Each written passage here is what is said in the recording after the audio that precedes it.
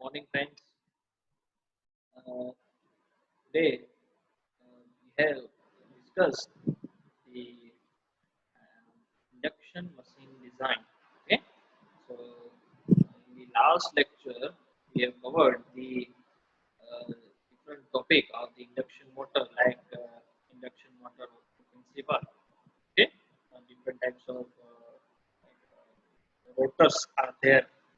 The squirrel cage induction motor and slip ring induction motor. So last time we all discussed these two uh, uh, motors motor types. Okay, so uh,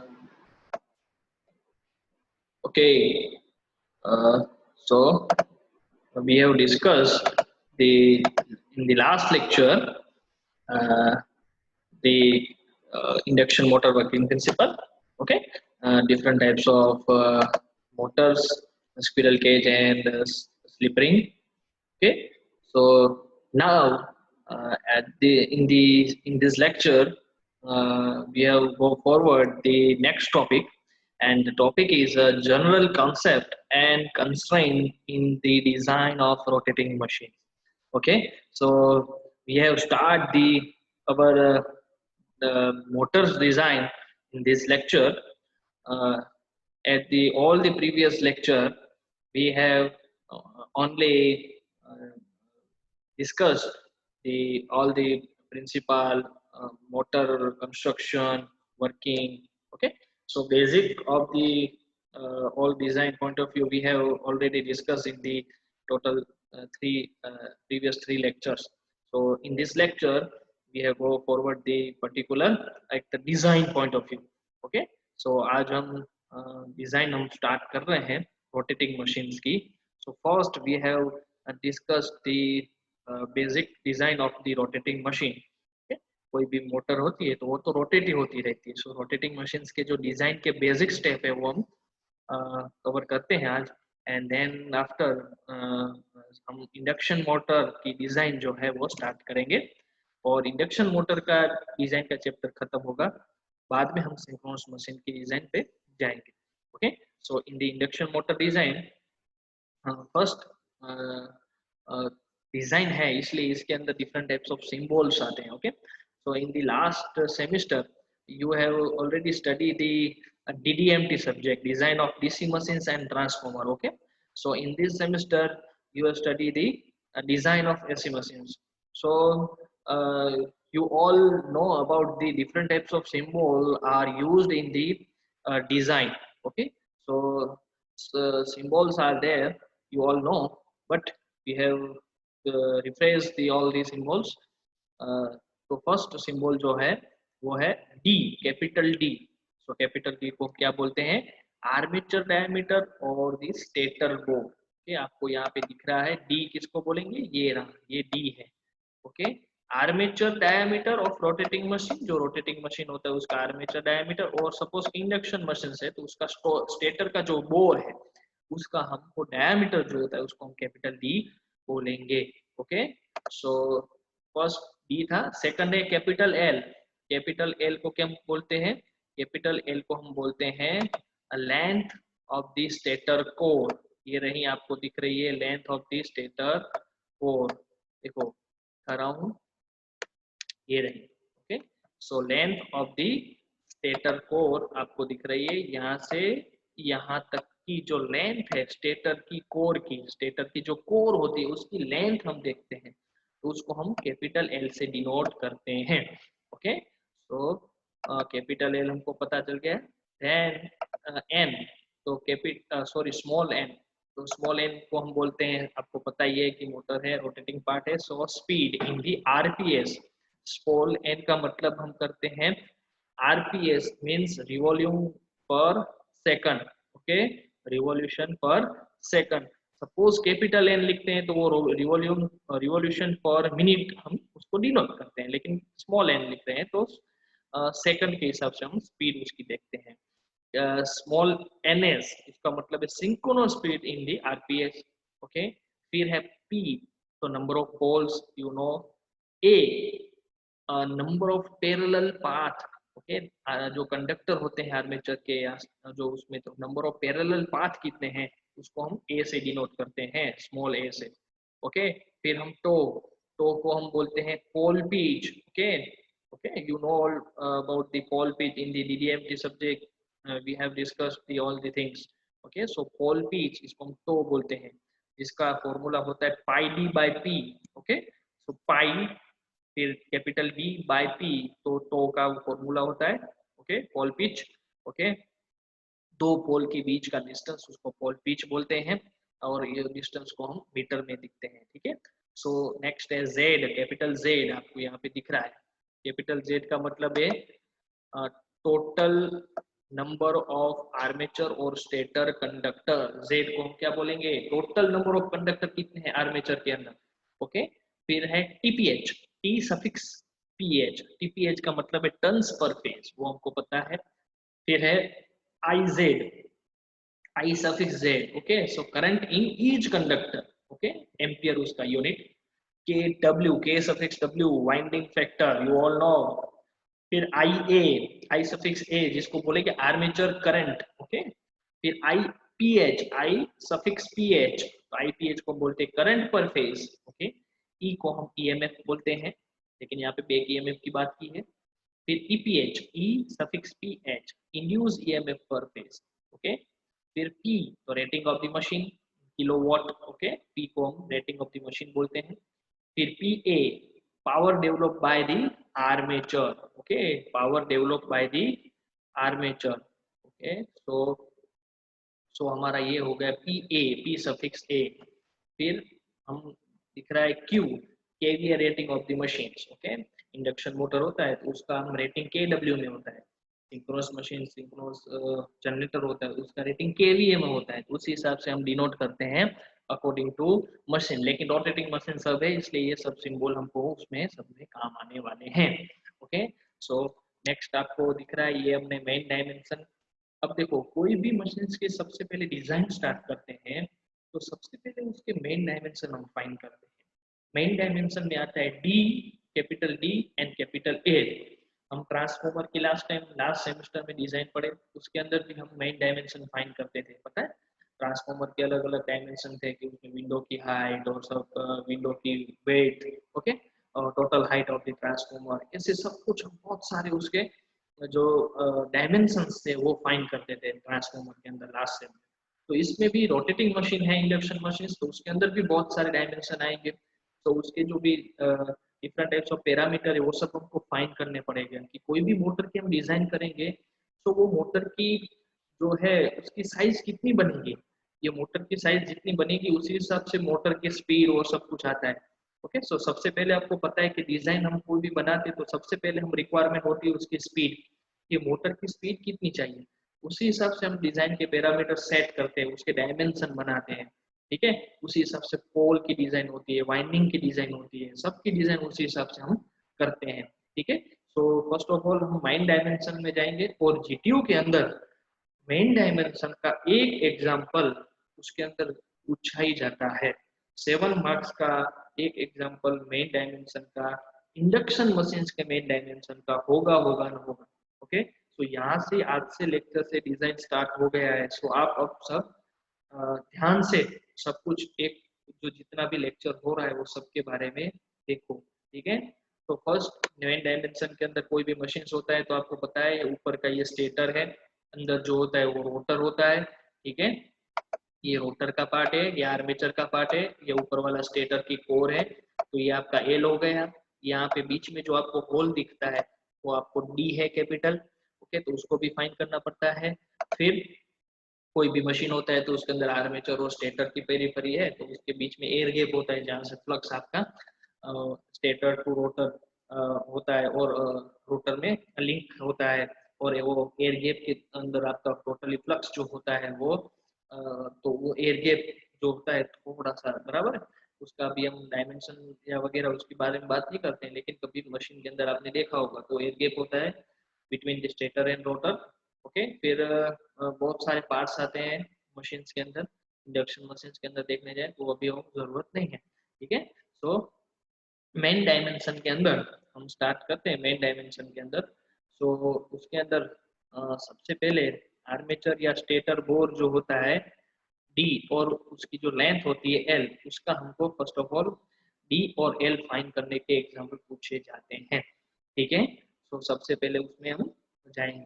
उससे पहले एक topic आपको common जो आता है in the 6th semester DDMT subject, you all know कि total loading आपने पढ़ा होगा, specific magnetic loading and specific electrical loading. ऐसा आपने टॉपिक जो है वो लास्ट डीडीएमटी के लेक्चर में डीडीएमटी के सब्जेक्ट में आपको आ गया होगा। ठीक है, तो उसमें आपने सबने पढ़ा होगा। फिर से हम रिवाइज कर लेते हैं टोटल लोडिंग का मतलब क्या होता है।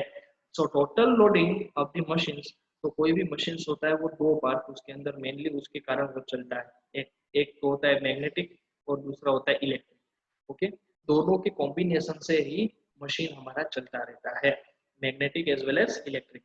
तो मैग्नेटिक और इलेक्ट्रिक के अंदर दो टाइप के लोडिंग आते हैं, एक आता है टोटल मैग्नेटिक लोडिंग और दूसरा आता है टोटल इलेक्ट्रिकल लोडिंग। तो आपको पता है कि मैग्नेटिक क्वांटिटी होती है उसमें फ्लक्स आता है, इलेक्ट्रिकल क्वांटिटी के अंदर करंट आता है। ठीक है, तो total loading of the machine के अंदर फर्स्ट हमारा है total magnetic loading. Total magnetic loading का मतलब क्या, कि जो आपका एयर गैप है, स्टेटर की पेरीफेरी है, रोटर की पेरीफेरी है, वहां पे बीच में एयर गैप है। सो वहां पे जो टोटल फ्लक्स जो है वो स्टेटर की मान लो पेरीफेरी है, उसके अराउंड जितना भी फ्लक्स आपका है इन दी एयर गैप, तो उसको हम टोटल मैग्नेटिक लोडिंग बोलते हैं। टोटल मैग्नेटिक लोडिंग का समझ में आ गया क्या, कि जितना आपके स्टेटर के आसपास फ्लक्स होगा, एयर गैप के अंदर जितना फ्लक्स होगा, फ्लक्स की जो वैल्यू है जितनी, उसको हम टोटल मैग्नेटिक लोडिंग बोलते हैं। ओके, समझ में आ गया। और उसको डिनोट करते हैं P5। P5 का मतलब है कि भाई फ्लक्स कहाँ से आएगा, तो फ्लक्स आएगा पोल के हिसाब से, कि जितने नंबर ऑफ पोल उसी हिसाब से आपका फ्लक्स बनेगा। तो total magnetic loading means number of pole into the flux, कि एक पोल कितना फ्लक्स जो जनरेट करता है। ओके, सो कितना फ्लक्स प्रोड्यूस होता है, तो P इंटू 5, तो आपका टोटल लोडिंग हो गया P इंटू 5। ओके, अब नेक्स्ट है total electrical loading. So total electrical loading किसको बोलेंगे, इसमें हमने फ्लक्स की बात की थी टोटल मैग्नेटिक लोडिंग में। टोटल इलेक्ट्रिकल लोडिंग में हम किसकी बात करेंगे, so total electrical loading is equal to क्या होगा, total number of ampere conductor around the armature और stator periphery is called the total electrical loading. क्या हुआ कि टोटल नंबर ऑफ कंडक्टर जो स्टेटर की पेरिफेरी में है ना, वो जो है उसको हम टोटल इलेक्ट्रिकल लोडिंग बोलेंगे। ठीक है, ओके। तो जितना फ्लक्स और जितना नंबर ऑफ कंडक्टर, उससे दोनों में से हमारा निकलता है magnetic as well as electrical loading. Okay, तो ये तो टोटल इलेक्ट्रिकल लोडिंग और मैग्नेटिक लोडिंग की टोटल की बात हुई। लेकिन कभी भी आपको पता है मशीन हमारा जो होता है, मोटर होती है या कोई भी होती है, तो वो मोटर अपनी टोटल लोडिंग पे कभी भी ऑपरेट नहीं होती है। मान लो कि एक एग्जांपल लें कि मेरे पास मैं खुद एक आदमी हूँ, मेरी टोटल कैपेसिटी जो है, मैं 50 केजी का जो सामान है वो मैं उठा सकता हूँ। ठीक है, तो मैं 50 केजी की मेरी कैपेसिटी है कि मैं उठा सकता हूँ, तो मैं 50 केजी हर वक्त उठा के घूमता नहीं हूँ। ठीक है, मुझे मैं घूमता कितना हूँ कि मुझे जितनी जरूरत है उतनी हिसाब से, मैं अपनी कैपेसिटी के हिसाब से मुझे जितनी जरूरत है उसने 5 किलो, 10 किलो, 2 किलो, कभी कभी बार कुछ भी नहीं लेके घूमता हूँ। तो हमारी जो कैपेसिटी है उससे हम 24 आवर्स वही 50 केजी का सामान लेके नहीं घूमते हैं, क्योंकि हमारी रिक्वायरमेंट नहीं।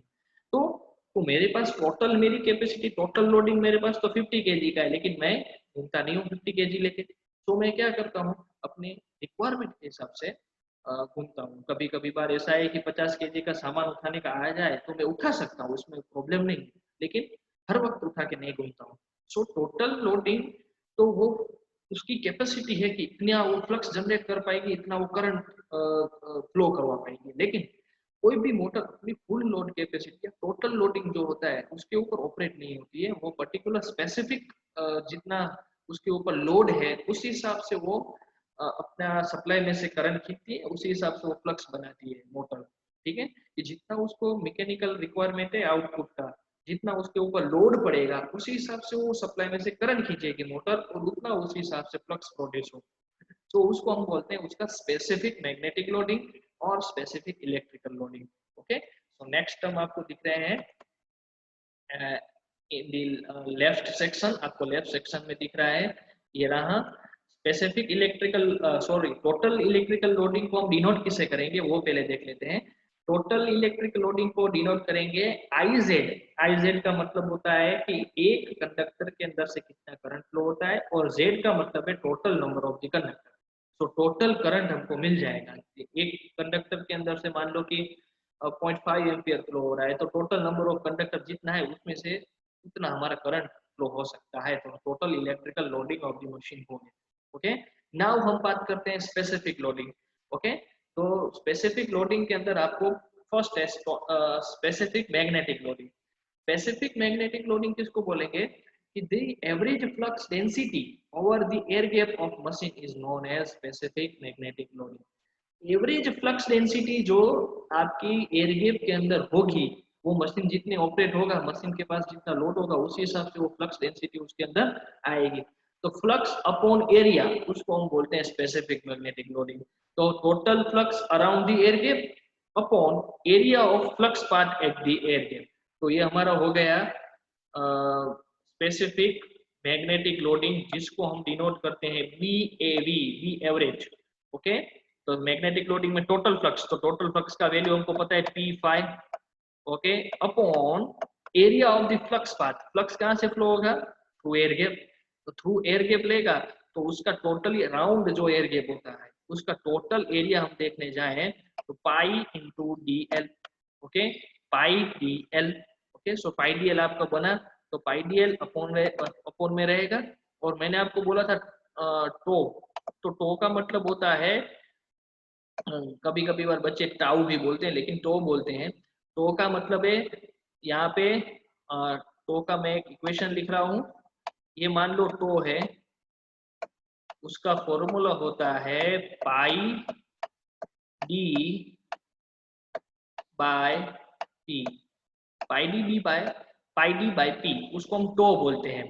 तो ये एक डिनोट किया है टो से, तो यहाँ पे भी हमारा फॉर्मूला क्या बना मैग्नेटिक लोडिंग का, स्पेसिफिक मैग्नेटिक लोडिंग टोटल हमारा फ्लक्स अपॉन उसका एरिया, जो फ्लक्स वहां पे पाथ जो होगा वो, तो P5 by pi D L हुआ।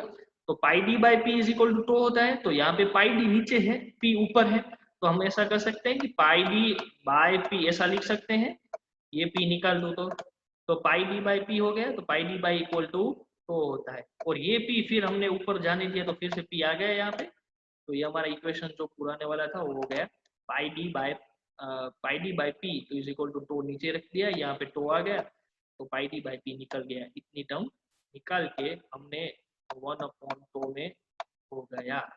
ओके, तो ये हम लिख सकते हैं यहाँ पे। ओके, सो ये हमारा एक फॉर्मूला हो गया BAV का। ओके, ये पूछा जाता है जीटीओ के अंदर 7 मार्क्स में। ये define the specific magnetic loading and electrical loading and factor affected this two loading.